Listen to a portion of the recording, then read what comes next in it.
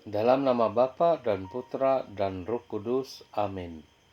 Shalom, saudara-saudari. Selamat bertemu kembali melalui sentapan firman Tuhan hari ini, Sabtu Prapaskah keempat, 2 April 2022. Injil renungan kita pada hari ini ialah Yohanes bab 7 ayat 40 hingga 53. Mari kita sama-sama dengarkan. Sekali peristiwa, Yesus mengajar di Yerusalem. Beberapa di antara orang banyak yang mendengarkan perkataan Yesus berkata, "Dia ini benar-benar nabi yang akan datang." Yang lain berkata, "Ya, ini Mesias." Tetapi yang lain lagi berkata, "Bukan, Mesias tidak datang dari Galilea, karena kitab suci mengatakan bahwa Mesias berasal dari keturunan Daud dan dari kampung Betlehem, tempat Daud dahulu tinggal." Maka timbullah pertentangan di antara orang banyak karena Yesus. Beberapa orang di antara mereka mau menangkap dia, tetapi tidak ada seorang pun yang berani menyentuhnya. Maka ketika penjaga-penjaga yang ditugaskan imam-imam kepala dan orang-orang Farisi pergi kepada imam-imam kepala, orang-orang Farisi berkata kepada mereka, "Mengapa kamu tidak membawanya?"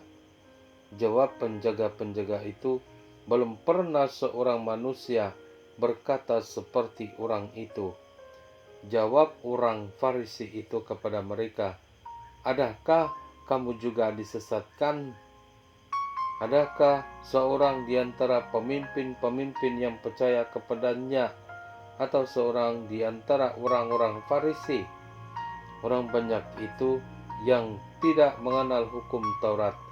Terkutuklah mereka." Nikodemus, seorang dari mereka yang dahulu telah datang kepada Yesus, berkata kepada mereka, "Apakah hukum Taurat kita menghukum seseorang sebelum ia didengar dan sebelum orang mengetahui apa yang telah dibuatnya?" Jawab mereka, "Apakah engkau juga orang Galilea? Selidikilah kitab suci, dan engkau akan tahu bahwa tidak ada nabi yang datang dari Galilea." Lalu mereka pulang masing-masing ke rumahnya. Demikianlah Injil Tuhan. Terpujilah Kristus. Saudara-saudari, dalam Injil sebentar berlalu, orang-orang Farisi tidak mengakui Yesus sebagai Mesias karena mereka hanya mengenali Yesus sebagai orang Galilea.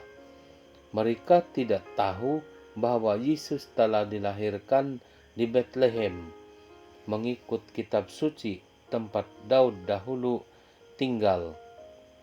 Orang-orang Farisi tidak menerima Yesus sebagai nabi, walaupun mereka mengetahui perbuatan-perbuatan Yesus seperti gambaran Mesias dalam kitab-kitab suci.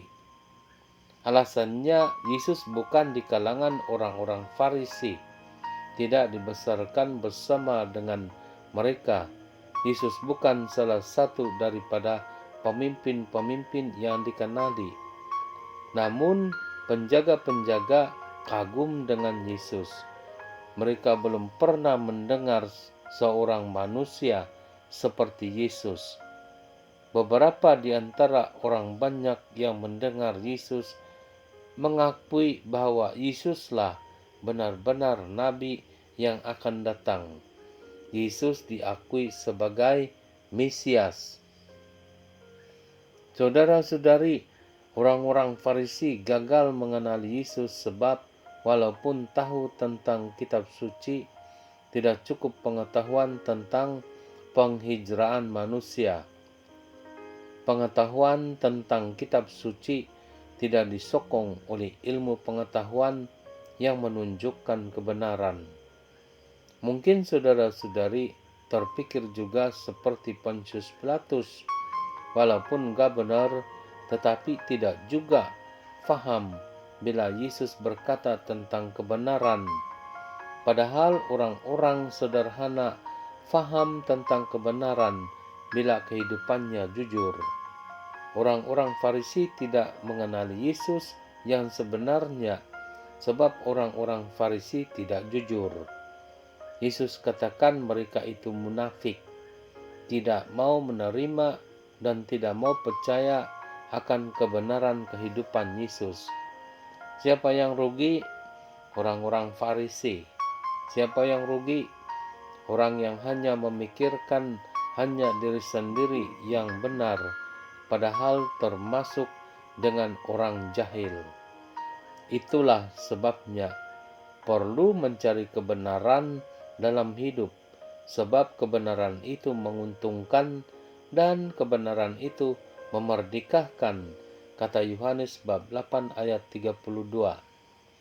Mari kita usahakan mengenali, percaya dan menerima Yesus sebagai Mesias yang menyelamatkan dan mencontohinya. Tuhan, hindarkanlah kami dari perbuatan bahkan pikiran jahat yang membinasakan. Amin. Dalam nama Bapa dan Putra dan Roh Kudus. Amin.